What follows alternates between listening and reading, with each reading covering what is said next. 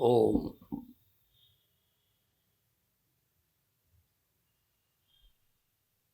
भगवान कृष्ण ने गीता में कहा, ज्ञानी को भी यज्ञ तप दान का त्याग नहीं करना चाहिए, ज्ञानी को भी करना चाहिए।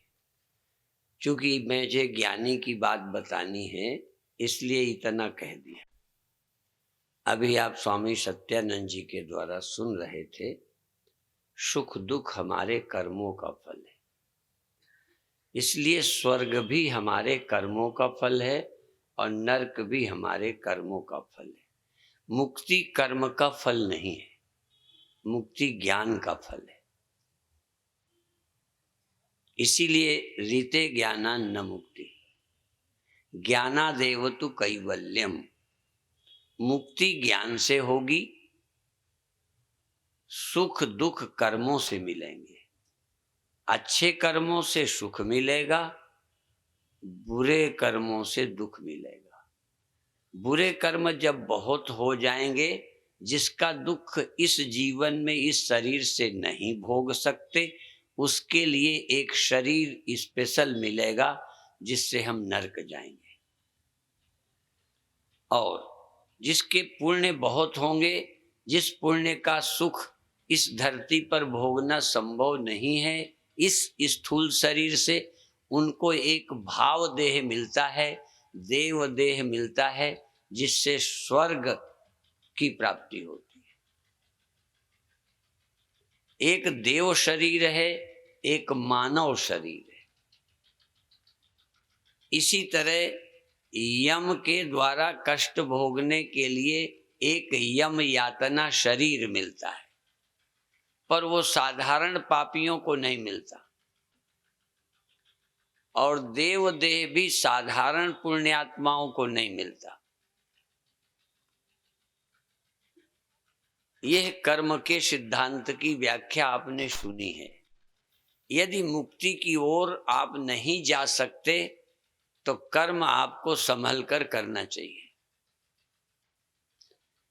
कई लोग तो स्वास्थ्य का भी संत ध्यान नहीं देते।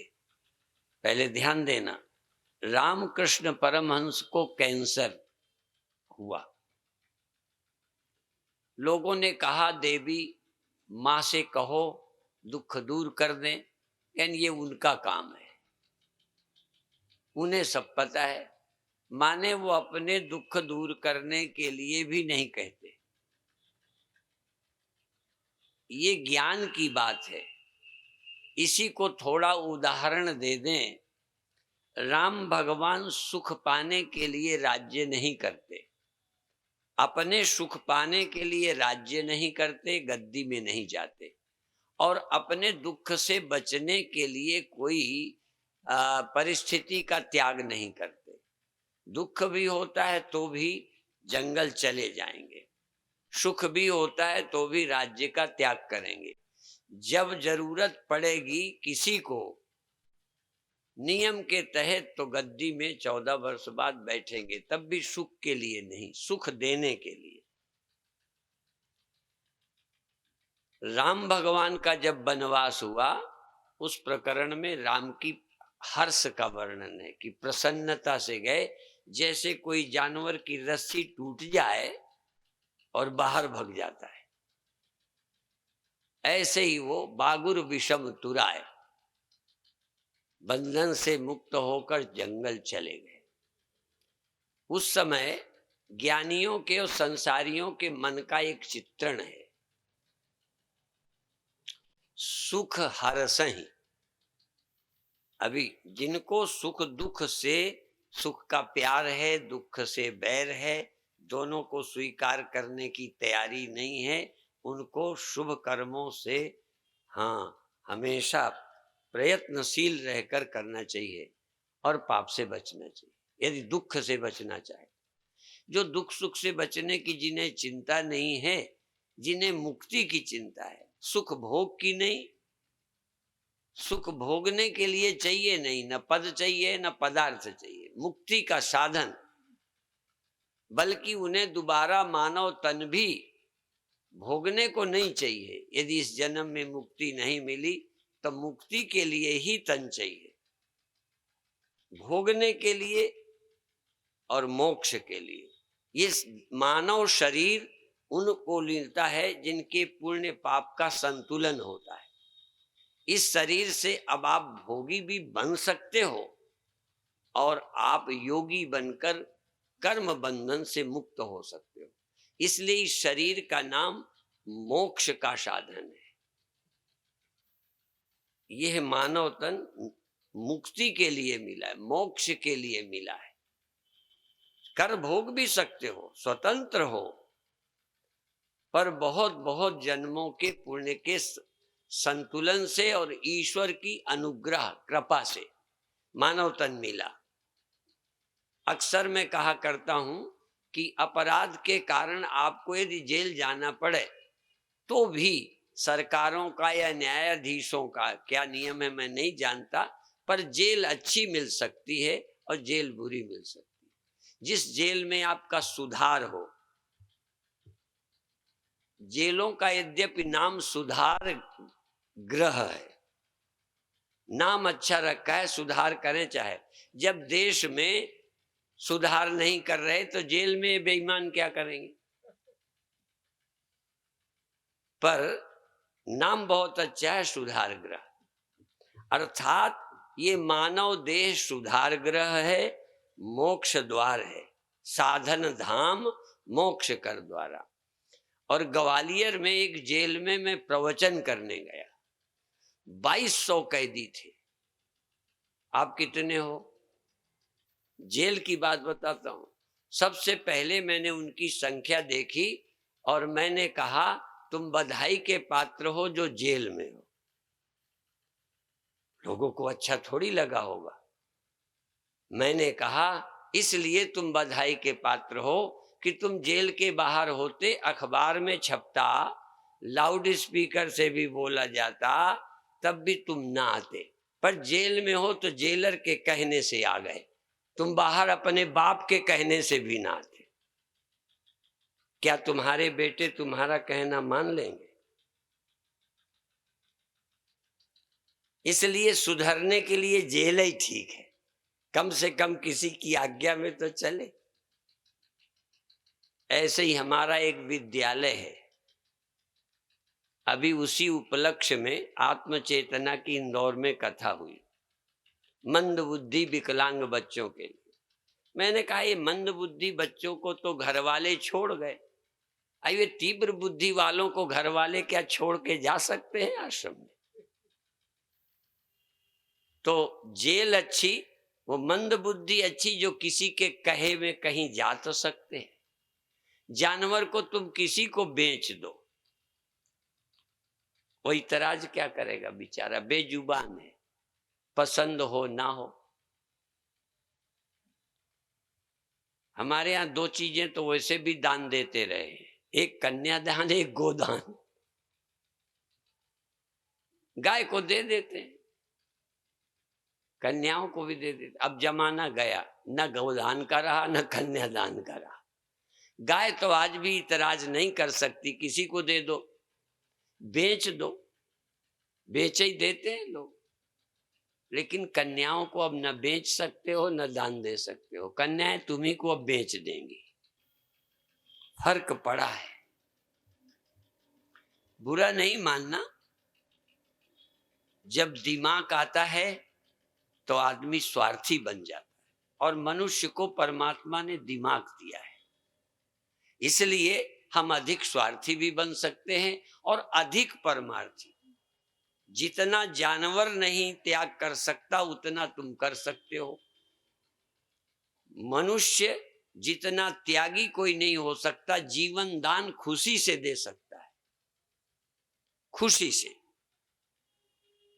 इतना ऊंचा उठ सकता है, और अपने बिना कारण के भी एक कीड़े को कांटे से छेद सकता है, मतलब से नहीं, बिना मतलब।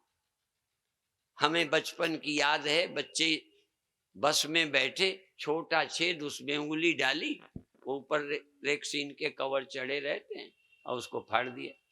उसके फाड़ने में बच्चे को कुछ मिलना नहीं, बस वाले से कोई दुश्मनी भी नहीं, कोई बैर से नहीं किया, कोई लोभ लालच से नहीं किया। कई लोगों को कुछ बुरा करने की आदत ही पड़ी है। ट्रेन निकलती है, कई बच्चे ऐसे ही पत्थर फेंक देते हैं। कोई ये नहीं कि दुश्मन बैठा है कि कौन बैठा है। ये है मनुष्य की प्रवृत्ति है।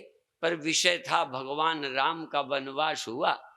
एक जिक्र है, सुख हरसहि जड़ दुख बिल खाही।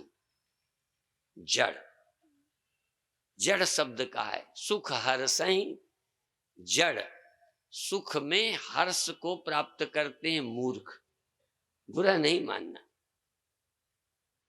जड़, और हम भी उसी कैटेगरी में हैं। बहुत ऊंचाई नहीं है।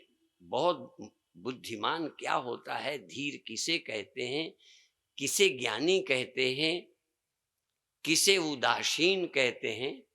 उदासीनत्वे बोधा साक्षी।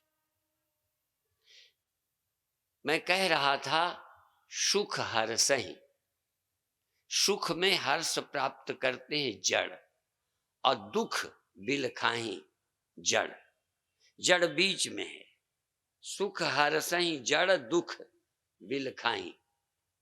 बीच में दिया रख दो, दोनों तरफ उजेला करेगा। ये जड़ शब्द बीच में है। सुख हर्षहि जड़, जड़ दुख बिल खाही। जड़ एक बार है, फिर दोनों ओर इशारा है। सुख हर्षहि जड़ दुख बिल खाही, सम उर धीर धरई दो माही। सम उर धीर धरई, सम दो धीर धरई उर माही। दोनों में धीर लोग सम रहते हैं। दुख में बहुत बिलखते नहीं और सुख में फूलते नहीं। ये धीर। अब धीर बनने की तो तैयारी नहीं, इसलिए मेरा सब्जेक्ट जो है आज का, उसके लिए लोग पात्र नहीं है।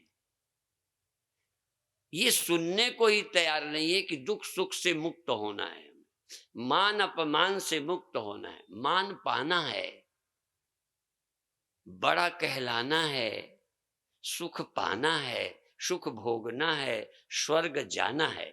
उसकी प्रक्रिया, नरक न जाना पड़े, स्वर्ग जाना पड़े, उसकी प्रक्रिया स्वामी सत्यानंद ने बताई। सुख भोगना है, दुख न भोगना पड़े, उसके लिए आपको कर्म का सिद्धांत बताया। अब हम कर्म के सिद्धांत से कुछ दूसरी बात कहते हैं। राम का वनवास हुआ, ठीक है, तिलक हुआ, ठीक है, शादी हुई, अपहरण हुआ, सब कुछ हुआ, सीता चोरी गई। दिखाया तो ये है कि उन्होंने भी सब कुछ रोना राना किया, लेकिन कहते उन्होंने दिखाया है, मनुष्य का जीवन दिखाया है कि मनुष्य ऐसा होता है। यदि देह में रहेगा मनुष्य जीव तो ऐसा होगा। ये रोगों की तरह रह के भी राम ने दिखाया। रामचरित मनुष्य का जीवन दर्शन है। राम का अकेले नहीं है, मनुष्य का है। कैसे मनुष्य हो सकता है, दुखी भी होगा, सुखी भी होगा। और उससे ऊपर उठने के लिए राम ने साधना बताई। राम के लिए कथा आती है, क्योंकि राम तो शिक्षा देने के लिए शरीर धारण किया है। यदि उनको देख के लोग बिगड़ने तो उन्हें दूसरी लीला करनी पड़ेगी। मैंने सुना है कि जब भगवान राम का वनवास हुआ तो वनवास में सीता भी थी। तो जो साधु महात्मा ऋषि वहां भजन करते थे, देखा हमसे तो यही ठीक है, बनी बनाई रोटी खा लेते हैं, घरवाली बना देती है। हमारे भी होती तो रोटी ना ठोकनी पड़ती। राम को देखा, आनंद में जीवन साधुओं के मन में भी आ गया। तो ये सुना ही था कि राम के पैर में कमाल है, जिसको पैर लगाते हैं वो स्त्री हो जाती है। तो सुना साधुओं ने पत्थर काट काट के औरतें बना ली। जैसे मूर्तिकार तो स्त्रियों की तरह के पत्थर काट के तैयार किए कि राम आएंगे, पैर लगवा लेंगे, हमारी भी तैयार हो जाएंगी।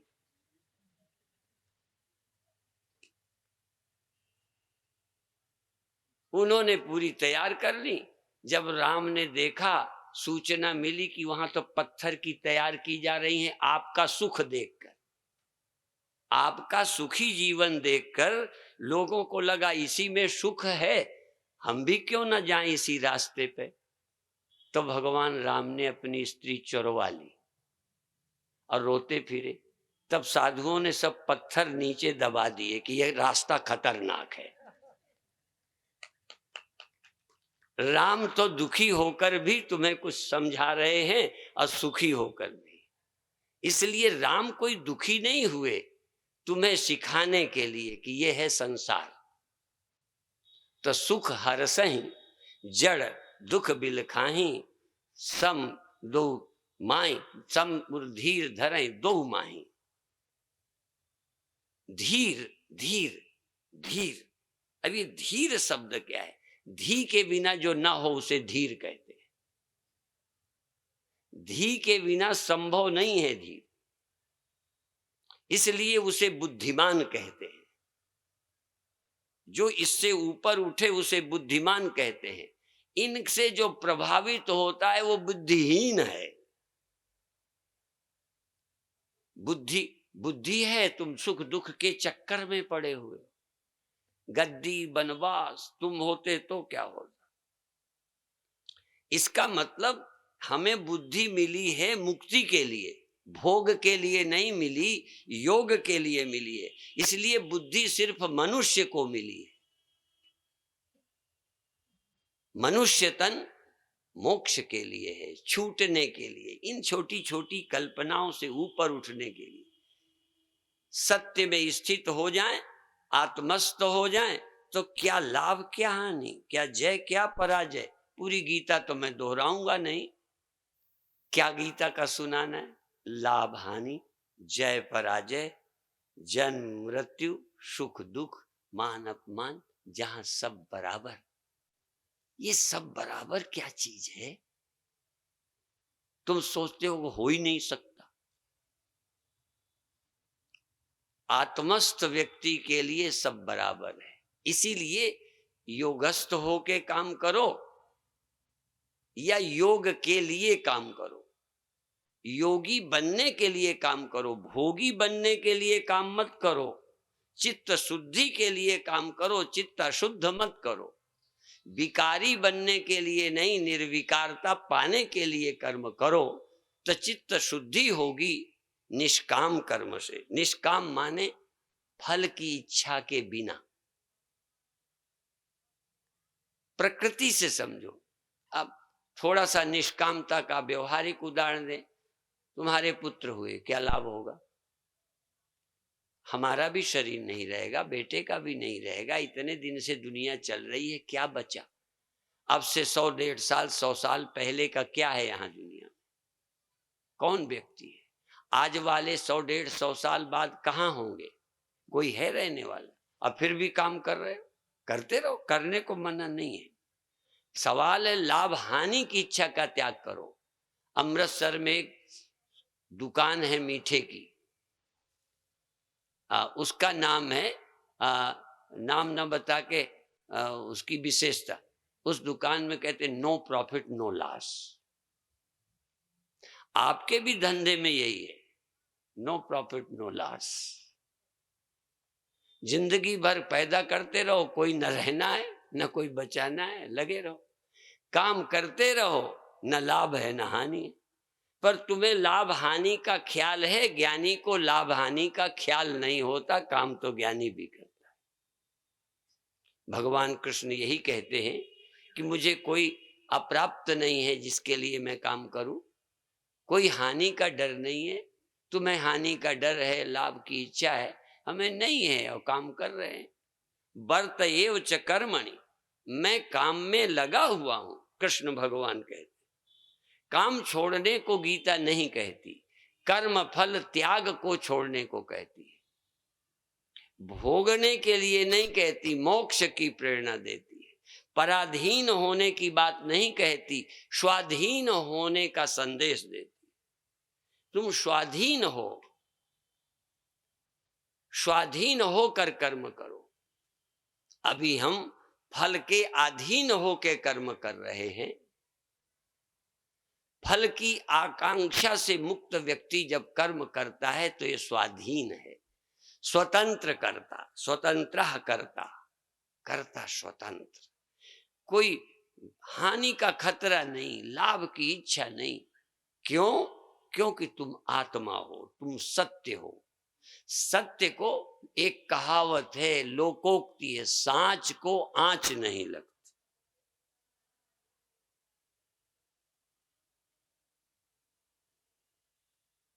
सांच जो सत्य, सांच का अर्थ यहाँ केवल व्यवहारिक नहीं है, सांच का अर्थ है यूं तो व्यवहार में भी लागू होता है। कोई झूठे उठे आरोप लगाए तो आदमी गर्व से कहता है सांच को आंच नहीं, मेरा कोई क्या बिगाड़ेगा जब मेरे में कोई कमी नहीं। तो सांच को आंच नहीं है, अर्थात सत्य को कोई खतरा नहीं है, बल्कि सत्य का ध्यान करें तो खतरे मिट जाते। केवल सत्य की याद करो, सच क्या है? गया जन्म मरण, या जन्म मरण का लाभ हानि गया। उदाहरण मेरे पास घिसे पीटे हैं, उदाहरण। सिद्धांत तो घिसा पीटा नहीं है, सिद्धांत तो इतना खरा है कि इसकी तुलना में कोई सिद्धांत ही नहीं। लेकिन उदाहरण वही दूंगा। मिट्टी में घड़ा बना, मिट्टी को लाभ क्या है? मिट्टी को बना, तुम अपनी खोपड़ी से मत उत्तर देना, जरा मिट्टी की तरफ से देना। वकील बनो, जब वकील केस लड़ता है तो अपना थोड़ी मुकदमा लड़ता है, जिसका केस लेता है उसका लड़ता है, उसके पक्ष से दलीलें देता है। इसी तरह तुम मिट्टी के वकील बन जाओ, मिट्टी के वकील बनो। मिट्टी को तुम कहो, समझाओ कि तुझे घड़ा बनने से क्या लाभ है। यदि वो मान भी बैठी हो अपना लाभ मूर्खता से, कोई गलती से फंसा दिया जाए तो वकील का काम है उसे छुटाए, और इतनी तर्क देवे कि जज को फैसला करने को मजबूर कर दे उसके हक में। तो मिट्टी को वकील ऐसे दलीलें सुनाए कि कम से कम मिट्टी को लगे कि घड़ा बनने से मुझे कोई लाभ नहीं है, लोगों को लाभ पहुंचेगा, मुझे नहीं। और फूट जाने से, फोड़ देने से नुकसान लोगों का होगा। घड़ा फोड़ने से नुकसान किसका है? मिट्टी का। क्या नुकसान है उसका? जो पानी पीते थे उनका घर गिरा देने से मिट्टी का क्या नुकसान है? तुम्हारा है। और बना लिया तो मिट्टी का क्या फायदा है? तुम्हारा है। फिर मैं बता दूं, कुछ होने से जिसे कोई फायदा न मालूम पड़े, हाँ, कुछ पाने से जिसको कोई फायदा न मालूम पड़े, लोगों को फायदा पहुंचाए। फायदा लोगों को पहुंचाए, खुद फायदा न ले। घड़े का होने का फायदा लोगों को पहुंचाए, और लोगों को लाभ पहुंचाकर पुण्य के बदले स्वर्ग भी न मांगे। क्योंकि स्वर्ग भी क्या है? मिट्टी घड़ा बन के लोगों के काम आ रही, कोई अपना लाभ नहीं, नष्ट हो गई, अपना कोई नुकसान नहीं, और खूब लोगों के काम आई, उसके पुण्य का अभिमान भी नहीं, पुण्य का लाभ भी नहीं लेना चाहती। क्या है लाभ का? क्या करेगी मिट्टी? आत्मा पुण्य का क्या करे? चाटे क्या? आत्मज्ञ को पुण्य की जरूरत अपने लिए नहीं है। अज्ञानी पुण्य भी अपने लिए करता है। फिर ध्यान रखना, महावाक्य है ये। अज्ञानी स्वर्ग के लिए, अपने सुखी करने के लिए पुण्य करता है, और अज्ञानी पाप से भी अपने लिए डरता है कि मैं नरक न चला जाऊं। अर्जुन डरता है युद्ध से कि पाप लगेगा। भगवान ये पाप पुण्य की जड़ काटते हैं। गीता सुनिए, गीता। ये जो तुम दबे जा रहे हो पाप पुण्य की दलदल में, कामनाओं में, स्वर्ग नरक की समस्याओं में, लाभ हानि में, ये सारे दिमाग का कूड़ा यदि हटा सकती है तो श्रीमद् भगवत गीता हटा सकती है। पर दुर्भाग्य है कि स्कूलों में गीता नहीं पढ़ाई जा सकती।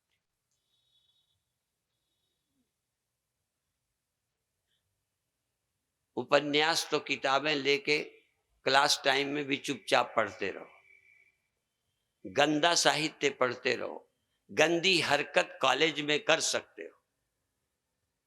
अभी आज अखबार में पढ़ा, कल भी पढ़ा, 2 संदेश, शंख बजाना के विषय में कल सुना और आज के अखबार में शंख बजाकर कुछ हुआ। बाकी सब बजाओ, शंख नहीं। बड़ी खुशी की बात है कि शंख बजाकर हुआ और मुख्यमंत्री उसमें शामिल रहे और जज भी शामिल रहे तो बहुत अच्छा।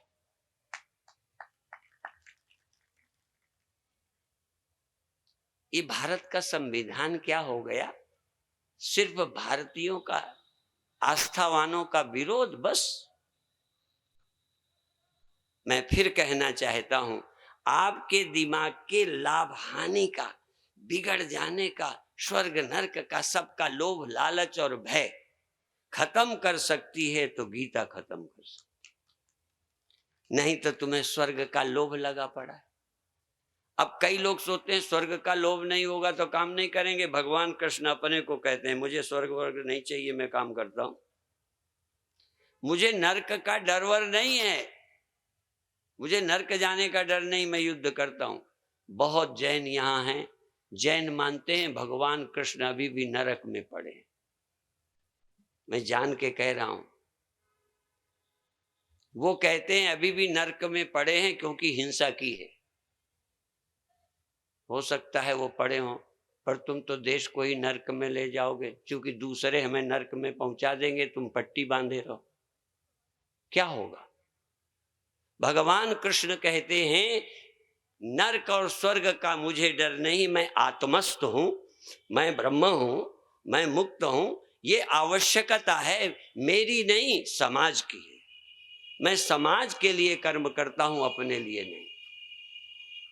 उनका युद्ध भी राष्ट्र और समाज के लिए है, अपने लिए नहीं।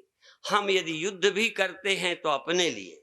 आप भी बोलिए, आप युद्ध अपने लिए, कोई ऐसा आदमी लाओ जिसका युद्ध अपने लिए ना हो, जिसका पुण्य अपने लिए ना हो, ऐसे पुण्यात्मा का दर्शन जिसका पुण्य अपने लिए ना हो, अपने लिए कुछ पाना ही ना हो, कुछ खोने का डर ना हो, ऐसे चलते फिरते भगवान महावीर चाहते हैं। वहां उस खंडन से अर्थ नहीं निकलता। महावीर चलते फिरते भगवान है, कृष्ण चलते फिरते भगवान है। एक ने कुछ सिखाया, दूसरों ने कुछ सिखाया। एक ने अपने जीवन को ऊंचा उठाया मुक्ति तक, और भगवान कृष्ण राष्ट्र को ऊंचा उठाना चाहे।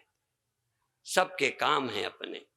व्यक्ति का क्या, अहम तो व्यक्ति के लिए, अपने लिए।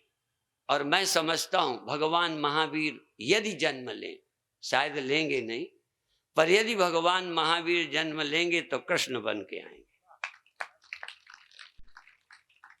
एक जीवन अपने मुक्ति के लिए होता है, फिर मुक्त होने के बाद उसका जन्म दूसरों की मुक्ति के लिए होता है। भगवान दूसरों को मुक्त करने आए हैं। आपसे भी मेरा निवेदन है कि पहले अपनी मुक्ति की चिंता करो, और अपनी मुक्ति स्वर्ग में नहीं, अपना नुकसान नरक में नहीं। आत्मा का अज्ञान ही दुख है, आत्मा की विस्मृति ही बंधन है, आत्मा का अज्ञान ही समस्या है। इसलिए आत्मज्ञान में, आत्म स्वरूप में स्थित होकर क्या पदार्थों में स्थित होना है। जैन धर्म में एक उदाहरण देते हैं जो हम भी देते हैं कि पानी का अपना स्वभाव शीतल है, वो अग्नि के संयोग से गर्म होता है। अग्नि से हटाओ वो शीतल है, उसको शीतल नहीं करना। पानी को शीतल करने की साधना नहीं, आग से अलग करने की साधना है। ऐसे ही आत्मा के अज्ञान से प्रकृति से तादात्म्य में करके दुख मृत्यु बंधन है। प्रकृति का तादात्म्य में छोड़िए, सांख्य दर्शन असंगता की बात करता है। प्रकृति से पुरुष असंग, असंगो नहीं सज्जते। संग करना ही दुख है। असंगता हो गई, हम मुक्त हैं। फिर हमें न प्रकृति से पाना है न डर है। इसलिए सांख्य दर्शन, योग दर्शन, हाँ वेदांत दर्शन, सभी दर्शन हमारे जीवन को मुक्त करने के लिए और समाज के उपयोगी बनाने के लिए। ध्यान रखो, दो शब्द बोलता हूं। मुक्त होकर हम समाज के लिए निष्क्रिय हो जाए नहीं। साध्वी ऋतंभरा कहती है कि सज्जनों, दुष्टों की दुष्टता से देश को खतरा नहीं है। ध्यान रखना, दुष्टों की दुष्टता से देश को खतरा नहीं है, सज्जनों की निष्क्रियता से देश को खतरा है। ये जो ज्ञानी निष्क्रिय होकर बैठ जाते हैं, उनसे देश को खतरा है। इसलिए ज्ञानी भगवान कृष्ण की तरह समाज में सक्रिय होकर काम करें। ये संदेश गीता जयंती के पावन पर्व के सप्ताह में हमने दो शब्द कहे। आप अपने जीवन में गीता का अध्ययन करें, उपनिषदों का चिंतन करें, श्रीमद् भागवत को पढ़ें और उपनिषद दर्शन किन्हीं ज्ञानी पुरुषों का संग करें और तुम मुक्त होकर शरीर में रहते, शरीरस्थोपि कौन्तेय न करोति न लिप्यते, शरीर में रहकर 3.5 हाथ का शरीर, नाशी शरीर रहकर, ये मन रखकर मुक्त रहकर इस धरती पर काम करो। ऐसे व्यक्तियों का निर्माण करो। गीता चाहती है अर्जुन का निर्माण। अर्जुन तो पहले था, कर्तव्य निष्ठा वाला अर्जुन पैदा करना गीता का काम है। इसी तरह से रामायण अनुशासित आदर्श में चलना सिखाती है। ऐसे ही जैन हमको त्याग सिखाते, त्याग अपने लिए। राम जंगल में गए, जूते नहीं है, बलकल चीर है, कंघा नहीं ले गए, तेल नहीं ले गए, अपनी सुविधाएं नहीं ले गए। अपने लिए त्यागी रहे, धनुष बाण राष्ट्र के लिए के लेके गए। इसी तरह से हमारा त्याग अपने लिए हो और समाज के लिए कार्य हो। इसलिए सभी जैन संत समाज के निर्माण के लिए घूमते हैं, त्याग करते हैं, खुद सुविधाओं में नहीं रहते, औरों को मार्गदर्शन देते हैं। सभी धर्म मिलकर, मैंने तो केवल प्रसंग बस भगवान कृष्ण के संबंध की भ्रांति तोड़ने के लिए मैंने कहा है। और फिर भगवान कृष्ण तो क्या, भगवान कृष्ण की प्रेमिकाएं गोपियां तक कहती हैं, भगवान कृष्ण ने एक बार सिर दर्द का बहाना किया। लोगों ने कहा कैसे ठीक होगा, कैसे ठीक होगा। उद्धव भी आए, दर्द ठीक नहीं हुआ, फिर क्या इलाज क्या है। भगवान कृष्ण ने कहा कोई भक्त अपने पैरों की धूल मेरे माथे पर मले, धूल दे तो ठीक हो जाऊंगा। अब तमाम भगत थे, कोई ने चरण धूल नहीं दी। क्यों? चरण धूल देने वाला नरक जाएगा, नहीं दी। फिर गोपियों को पता चला, सब गोपियों ने पैर झाड़े और अखबार में पुड़िया बनाकर भगवान के लिए भेज दी। किसी ने कहा कि तुम नरक जाओगी, तुम्हें शर्म नहीं आती, धूल देती हो। कहें हम नरक चले जाएं, हमारे इष्ट को कष्ट नहीं होना चाहिए। यदि तुम्हें कष्ट भी हो जाएगा तो क्या हो जाएगा। इसलिए अपने को कष्ट में डालकर, ये मिलिट्री के लोग कष्ट में डालकर जीते जी तो कम से कम कष्ट में डालने को तैयार ही हैं। मरने के बाद वीर गति प्राप्त होगी या जो होगी वो तो बात का मामला। इसलिए आपसे निवेदन है कि भगवान कृष्ण यदि नरक में भी जाते हैं तो भी हमारे संपूर्ण देश को स्वर्ग में ले जाने की बात करते हैं। इसलिए चिंता नहीं करनी चाहिए। हर मत का अपना एक ढंग है कहने का। हम सनातन धर्मी हैं, हम भी सब संतों का, मतों का, धर्मों का आदर करते हुए एक बात कहते हैं कि हमें मुक्त होकर राष्ट्र निर्माण का काम करना चाहिए। राष्ट्र हमारा है, यहाँ हमें रहना है, इसको हम गंदा करेंगे तो हम ही रहेंगे और साफ करेंगे तो हम ही रहेंगे। इसलिए अपने घर को साफ रखना चाहिए, क्योंकि हम यहाँ भी रहते हैं और जो केवल वहीं रहना चाहते हैं, कहते राष्ट्र जाए भाड़ में, हमें तो यहाँ रहने नहीं, वहाँ जाना है। कई लोग धर्मशाला को गंदी कर देते क्योंकि कल यहाँ रहना नहीं। तो लोगों ने इस देश के साथ धर्मशाला की तरह व्यवहार किया है कि अपने को तो चले ही जाना है, चलो ठीक नहीं, हम रहेंगे, हमारा आगे का वंश रहेगा, इसलिए इस धरती को अच्छी बनाना है। इतना ही कहकर अभी हम समाप्त करते हैं। ओम शांति शांति शांति।